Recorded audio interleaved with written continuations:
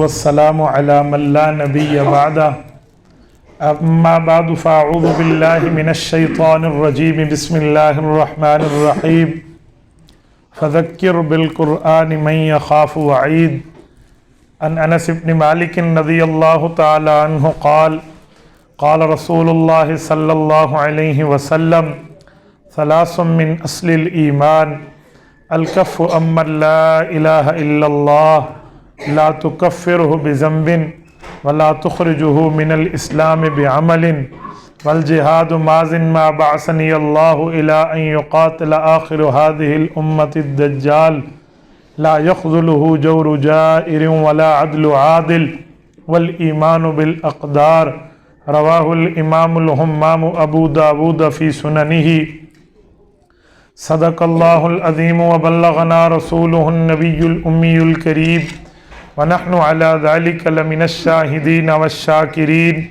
والحمد للہ رب العالمین۔ اس کی ضرورت ہے جی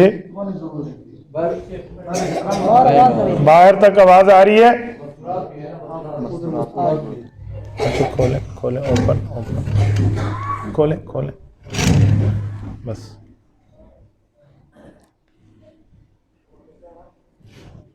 ٹھیک ہے، ٹائٹ کر دیں۔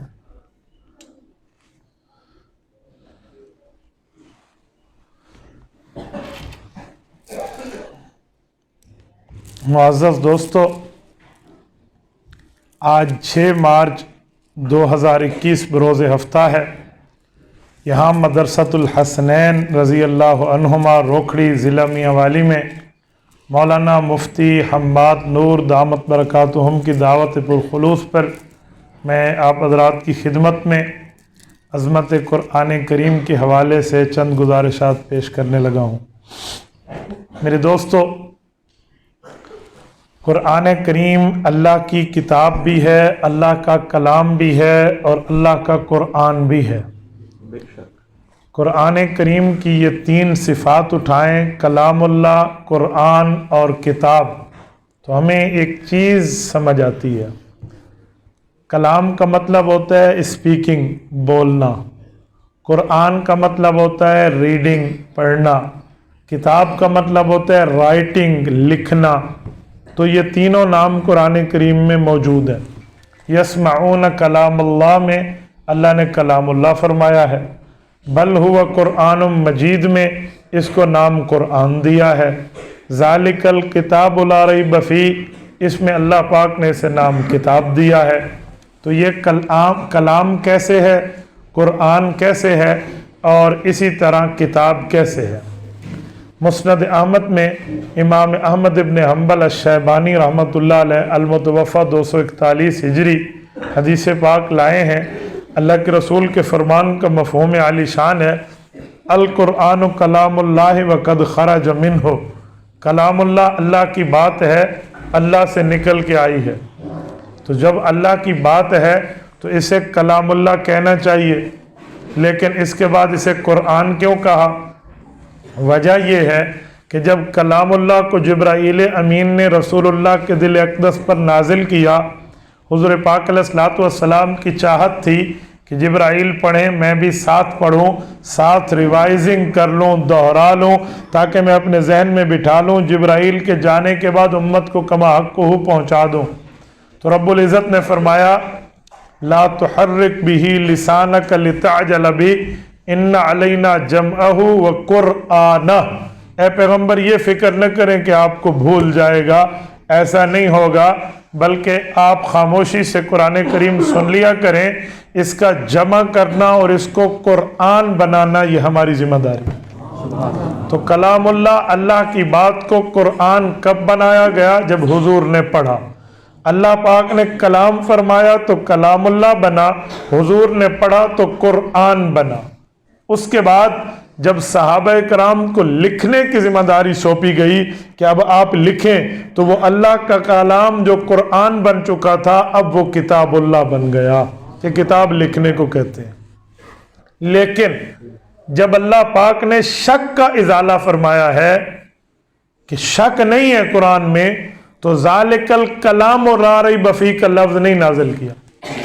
ذالک القرآن لا ریب فیہ کا لفظ نازل نہیں کیا کہ اس میں اللہ کی بات میں شک نہیں ہے، یوں نہیں فرمایا. اس میں رسول اللہ کے پڑھنے میں شک نہیں ہے، یوں نہیں فرمایا، بلکہ یوں فرمایا ذالک الکتاب لا ریب فیہ. وجہ، اس میں ایک وجہ اور عقیدہ اور نظریہ سمجھایا جا رہا ہے. اللہ پہ تو شک ہے نہیں، نہ اعتراض کیا جا سکتا ہے. اللہ پاک تو ہر زوال سے پاک ہے. امام قاضی عبداللہ بن عمر بیضاوی نے یہی تو تعریف کی ہے کہ اللہ اعلم لذات الواجب الوجود المستجمع لجمیع الصفات المنزہ عن النقصان والزوال. اللہ تو زوال سے پاک ہے، تو لا یضل ربی ولا ینسا، نہ اللہ کے ہاں بھول ہے، نہ اللہ کے ہاں کوئی بھٹک جانا ہے.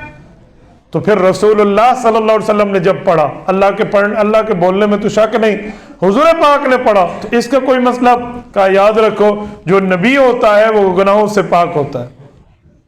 یہ مت کہنا کہ حضور پاک نے اسے اپنے ہاتھوں سے لکھا ہے. وَلَا تَخُطَّهُ بِيَمِينِكَ إِذًا لَارْتَابَ الْمُبْطِلُونَ. 21ویں پارے کے پہلے صفحے نے ہمیں فیصلہ کر کے دے دیا کہ یہ حضور کا لکھا ہوا نہیں ہے، یہ اللہ کا پڑھا ہوا ہے. وَمَا هُوَ بِقَوْلِ شَاعِرٍ وَلَا بِقَوْلِ كَاهِنٍ. یہ کسی مسمرزم کا علم رکھنے والا جادوگر کی بات نہیں ہے، یہ اللہ کا کلام ہے. اور نبی معصوم ہے. معصوم کون ہوتا ہے؟ جس سے اللہ گناہ ہونے نہیں دیتا. تو حضور پاک نے بھی کوئی اپنی تلقاء نفسی، اپنی خواہش نفس کی بنیاد پہ اس پہ کوئی کمی بیشی اضافہ ترمیم نہیں کی. تو حضور پاک کے پڑھنے میں بھی شک نہیں ہے. اب سوال ہو سکتا تھا کہ صحابہ کرام نے جو لکھا ہے ان سے غلطی ممکن ہے، معصوم تو نہیں ہے، خدا تو نہیں ہے، غلطی ممکن ہے، ان کے لکھنے میں غلطی ہو سکتی ہے. اللہ کے رسول نے ہمیں ایک چیز سمجھائی ہے. حضرت عبداللہ بن عمر کی حدیث ہے، جامع ترمذی جلد نمبر 2 کی روایت ہے. اللہ کے رسول نے فرمایا ان اللہ لا یجمع امتی او قال امت محمد علی ضلالہ وَيَدُ اللَّهِ مَعَ الْجَمَاعَ وَمَنْ شَزَّ شَزَّ إِلَى النَّارِ. ترمذی کا لفظ شَزَّ إِلَى النَّارِ ہے، مستدرک میں شُزَّ إِلَى النَّارِ ہے. توجہ رکھنا، اللہ کے رسول نے فرمایا میری امت پر رب کا یہ احسان ہے، کرم ہے، فضل ہے، امتنان ہے. کیا ہے؟ لا یجمع امتی او قال امت محمد علی ضلالہ. جب امت اتفاق کر لے گی وہ کبھی گمراہی پر اتفاق نہیں کرے گی. وَيَدُ اللَّهِ مَعَ الْجَمَاعَ. رب کی مدد ان کے ساتھ ہوگی. کیوں؟ وَمَنْ شَزَّ شَزَّ إِلَى النَّارِ. جو امت کے اجماع سے، امت کے اتفاق سے کٹ جائے گا وہ تو جہنم کی طرف کٹے گا. لہٰذا امت کا اتفاق ہونا، اجماع ہونا، اکٹھ ہو جانا اس بات کی دلیل ہے کہ ان سے غلطی ممکن نہیں ہے. نبی تنہا معصوم ہے، اس سے غلطی نہیں ہے. صحابہ تنہا معصوم نہیں ہے، محفوظ ہے. غلطی ہو جاتی ہے رب معاف کر دیتے ہیں. لیکن جس مسئلے پر تمام صحابہ اکٹھے ہو جائیں، جس نظریے پر تمام صحابہ کا اتفاق و اجماع ہو جائے، وہ نبی کی ذات کی طرح معصوم ہو جاتا ہے، اس پہ غلطی ممکن نہیں. دلیل ذالک الکتاب لا ریب فیہ. ان صحابہ کے لکھنے میں شک نہیں. آپ نے کلام لا ریب فیہ نہیں فرمایا کیونکہ اللہ کے بولنے میں شک ہے نہیں. قرآن لا ریب فیہ نہیں فرمایا کہ حضور پاک معصوم ہے. اچھا لکھنے والوں سے غلطی ممکن ہے، فرمایا ممکن ہے، لیکن جس لکھنے پر، جس کتابت پر صحابہ کا اجماع اور اتفاق ہو چکا ہے یہ بھی معصوم ہے، اس سے غلطی ممکن نہیں. ذالک الکتاب لا ریب فیہ. یہ اجماع صحابہ کی دلیل ہے، اتفاق صحابہ کی دلیل ہے. اس سے ایک عقیدہ اور نظریہ سمجھ آیا کہ جن مسائل، فضائل، دلائل پر، جن عقائد و نظریات پر حضور پاک کے صحابہ کا اتفاق ہو جائے وہ پیغمبر کی ذات کی طرح معصوم بن جاتا ہے. میرے دوستو، ذالک الکتاب لا ریب فیہ. میں ایک جملہ مزید کہنے سمجھانے کے لیے کہتا ہوں. جب قرآن کریم لکھا جا رہا تھا حضور پاک علیہ السلام کے دور میں، آیت اترتی تو پتھر پہ چھید دیا جاتا، آیت اترتی تو پتوں پہ کندھا کر دیا جاتا، آیت اترتی تو چمڑوں پہ لکھائی ہو جاتی. یوں چلتا رہا سلسلہ، حتیٰ کہ رسول اکرم صلی اللہ علیہ وسلم دنیا سے تشریف لے گئے. حضور علیہ السلام سے بڑے بڑے صحابہ نے قرآن کریم حفظ کیا ہے. حضرت اقرا الصحابہ، حضرت ابی بن کعب رضی اللہ عنہ نے اللہ کے رسول سے پڑھا ہے. حضرت زید بن ثابت رضی اللہ عنہ نے اللہ کے رسول سے پڑھا ہے. حضرت عبداللہ بن مسعود رضی اللہ عنہ نے اللہ کے رسول سے حفظ کی. اس طرح بڑے اجلہ صحابہ ہیں. انہوں نے حضور پاک سے پڑھا ہے، اب کوئی آیت منسوخ تھی، کوئی آیت ناسخ تھی، یہ آیت کا حکم ایک وقت تک تھا، اس کے بعد اٹھا لیا گیا۔ ان صحابہ کرام کو پتا تھا کیسے، عرضہ اخیرہ کی بنیاد پہ۔ عرضہ اخیرہ کسے کہتے ہیں؟ النشر فی قراءۃ العشر میں لکھا ہے کہ جب قرآن کریم اتر رہا تھا، حضور پاک یاد کر کے صحابہ کو پڑھا رہے تھے، اور جس وقت قرآن کریم کی نزول اور تنزیل کی ترتیب مکمل ہوئی تو آخری مرتبہ جو اللہ کے رسول کے ساتھ جبرائیل نے ریوائزنگ کی ہے، دہرایا ہے، جبرائیل نے پڑھا، اللہ کے رسول نے پڑھا، اسے کہتے ہیں عرضہ اخیرہ، آخری مرتبہ دہرانا۔ آخری مرتبہ جو دہرایا گیا اس میں تمام آیات رکھی گئی جو منسوخ تھی، چھوڑ دی گئی۔ تو ان صحابہ کرام کو پتا تھا۔ ابو بکر صدیق رضی اللہ عنہ کا دور ہے، مسلمہ کذاب نبوت کا جھوٹا دعویٰ کر کے میدان میں آتا ہے، ختم نبوت کے اوپر پہرا دیتے ہوئے ابو بکر صدیق نے یمامہ کی جنگ لڑی ہے۔ جب وہاں صحابہ کو بھیجا ہے تو 1200 صحابہ کے خون کی قربانی لگی ہے، جن میں 700 قرآن کے قاری ہیں۔ جب یہ شہادتیں ہوئیں، یہ 1200 آدمی شہید ہو جانا مذاق نہیں ہے۔ رسول اللہ صلی اللہ علیہ وسلم کے پورے جہادی زندگی میں آخری 10 سال جہادی زندگی اللہ کے رسول کی، جب قرآن کریم کی آیت اتری اذن للذین یقاتلون بانہم ظلموا، اب میں اعلان جہاد میں ان کو دعوت دے رہا ہوں، اللہ نے حکم دے دیا۔ تو اب حضور پاک نے آخری 10 سال میں 27 غزوات لڑے ہیں۔ ہر 4 ماہ بعد پیغمبر کا ایک جہاد آتا ہے، ہر 4 ماہ بعد رسول اللہ کا اوسطاً ایک جہاد کے ٹریول ہے۔ میرے دوستو، حضور پاک کی پوری جہادی زندگی میں 700 بندہ قتل نہیں ہوا، مسلمان اور کفار ملا کر بھی، لیکن عقیدہ ختم نبوت پر پہرا دیتے ہوئے ابو بکر کے دور میں 1200 صحابہ کرام شہید ہوئے۔ آپ اس نظریے کی حساسیت کا اندازہ لگا لیں۔ ان میں 700 قرآن کریم کے قاری تھے، اور اب سوال اٹھ گیا کہ حفاظ یوں قتل ہوتے رہے، شہید ہوتے رہے، دنیا سے جاتے رہے، تو پھر اگلی نسلوں تک قرآن کریم کیسے پہنچے گا؟ اس کی کیفیت کیا ہے؟ پہنچے گا تو صحیح، اللہ نے ذمہ داری اٹھائی ہے، لیکن کیسے؟ عین الیقین دیکھیے۔ تو اس پر صحابہ کا اجماع ہوا، اکٹھ ہوا۔ صدیق اکبر کے دور میں ایک بات طے ہوئی کہ جو حفاظ عرضہ اخیرہ میں اللہ کے رسول کے ساتھ شریک تھے، انہیں بلایا جائے۔ طلب کیا گیا حضرت ابی بن کعب کو، حضرت زید بن ثابت کو، عبداللہ بن مسعود کو رضی اللہ عنہم، اور حضرت امیر المؤمنین عمر، حضرت امیر المؤمنین عثمان، حضرت امیر المؤمنین علی رضی اللہ عنہ، جو ابھی حضرت صدیق اکبر کے محتاط ہیں، ان کی ذمہ داری کے اوپر 2 شرطیں لگا کر قرآن کے جمع کرنے کا اعلان کر دیا گیا۔ نمبر 1 شرط، ہر بندہ لکھی ہوئی آیت لائے، وہ ہم یہاں درج کریں گے۔ پہلی شرط یہ ہوگی کہ جو اس کے پاس لکھا ہوا ہے وہ آیت سب کو یاد ہونی چاہیے کہ عرضہ اخیرہ میں حضور نے اس کی تلاوت فرمائی تھی۔ ٹھیک ہو گیا۔ نمبر 2 شرط کہ جس وقت یہ نازل ہوئی آیت، یہ بندہ حضور کے پاس بیٹھ کر اس کو لکھ رہا تھا، اپنے علاوہ کم از کم 1 گواہ مزید ہونا چاہیے، کم از کم شاہدین ہونے چاہیے، 2 گواہ جو گواہی دیں کہ حضور پاک پہ جب آیت اتری میں موجود تھا۔ ٹھیک ہے، ان 2 شرطوں پر آیات جمع ہوئی، قرآن کریم کی سور جمع ہوئی، رکوع، یہ پوری ترتیب بنی ہے۔ 2 آیات ایسی ہیں جس پر آ کر ڈاٹ لگ گیا، فل پوائنٹ ٹھہر گیا۔ وہ کیا؟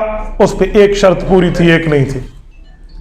حضرت خزیمہ بن ثابت الانصاری آئے اور 2 آیات لے کر آئے۔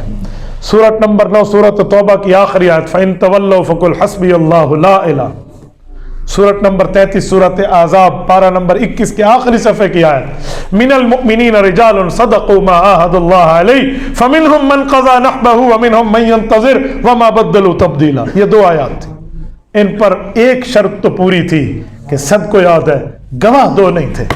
اتفاق کہ جب اللہ کے رسول پہ آیت اتری تو اکیلے حضرت خزیمہ تھے، اور کاتب حسین ہیں، بڑی اچھی جید کاتب، خوبصورت لکھائی تھی ان کی، ان نے لکھ لیا تھا، محفوظ کر لیا تھا، دوسرا گواہ نہیں تھا۔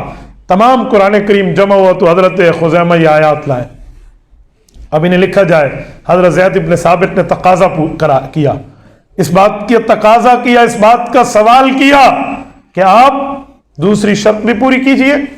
انہوں نے کہا جی دوسری شرط کہاں سے لاؤ؟ شہادت الزور، جھوٹی گواہی لاؤ۔ جھوٹی گواہی تو بندے کو ڈائریکٹ جہنم لے جاتی ہے۔ اللہ کے رسول نے شہادت الزور سے منع فرمایا۔ میرے پاس یہ 1 ہی شرط ہے، آپ کو بھی یاد ہے، مجھے بھی یاد ہے، عرضہ اخیرہ نے اللہ کے رسول نے پڑھا، عرضہ اخیرہ میں سب سے پوچھ لے۔ اس نے کہا جی میں بھی مانتا ہوں، لیکن اجماع اور اتفاق سے شرط لگ چکی ہے کہ دوسرا گواہ شاہد ثانی چاہیے. آپ کہاں سے لائیں گے؟ ایک صحابہ کا مجمع پھر بیٹھا ہے, اس پر میٹنگ چلی ہے, اجلاس چلا ہے, سر جوڑ کے بیٹھے ہیں. تو بزرگ صحابہ نے کہا کہ یار خزیمہ کے بارے میں ایک بات مشہور ہے, یہ 2-4 بندے اس خصوصیت سے واقف ہے, ذرا وہ واقعات تو بتا دیں. صحابہ نے کہا اللہ اکبر, ہاں اس کی تو فلاں خصوصیت ہے. آپ کو پتہ ہے وہ خصوصیت کیا تھی؟ امام عبد الرزاق ابن الحمام الصنعائی مصنف عبد الرزاق کے مؤلف ہیں.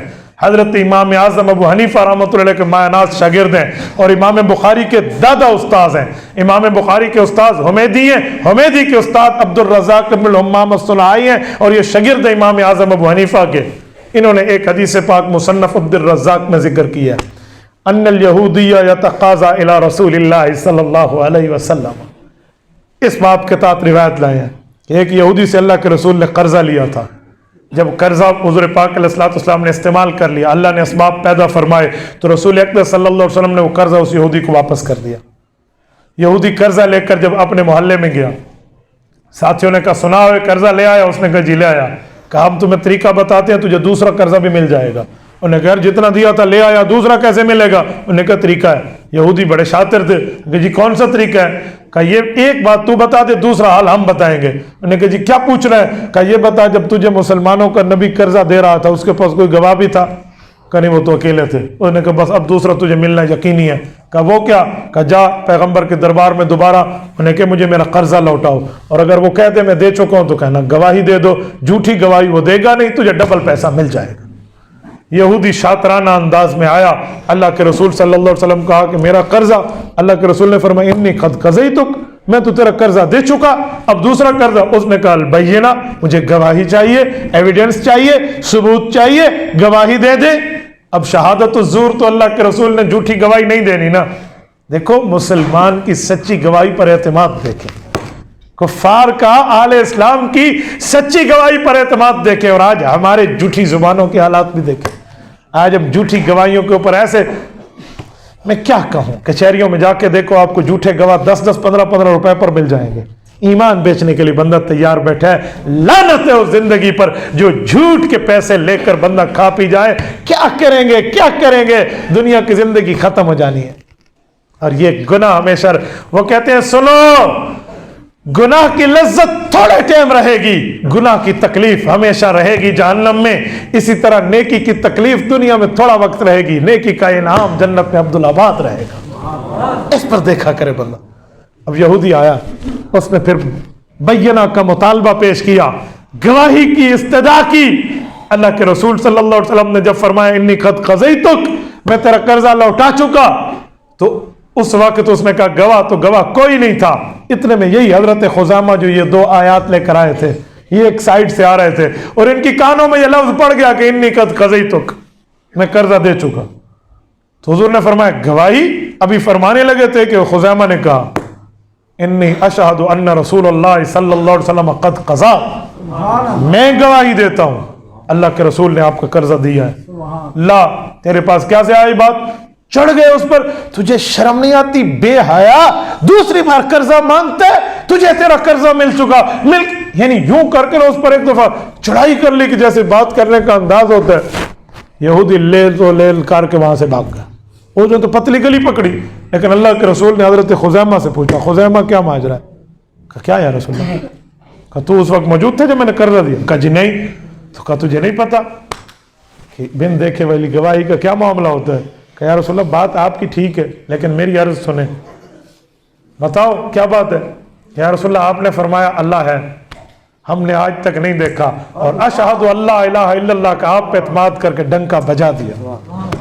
آپ نے فرمایا آپ کے پاس جبرائیل عرشوں سے فرش پر وحی لاتا ہے, ہم نے کبھی جبرائیل کو اصلی شکل میں نہیں دیکھا. ہم نے آپ کے کہنے پہ تصدیق کا انبار لگا دیا کہ آپ پر جبرائیل اترتا ہے. آپ نے فرمایا جنت حق, دوزخ حق, فرشتے حق, سدرۃ المنتہا حق, شریف الاقلام حق, عرش حق, کرسی حق, سب بتایا. ہم نے بن دیکھے تصدیق کر لی. اقرارم باللسان و تصدیقم بالقلب کی ہم منزلت پہ فائز ہو گئے. اب آپ ہی فرما رہے ہیں میں قرضہ دے چکا, اب ہمیں کیا دیکھے کی ضرورت, میں آپ کے کہنے پہ بن دیکھے گواہی دوں گا, آپ دے چکے ہیں.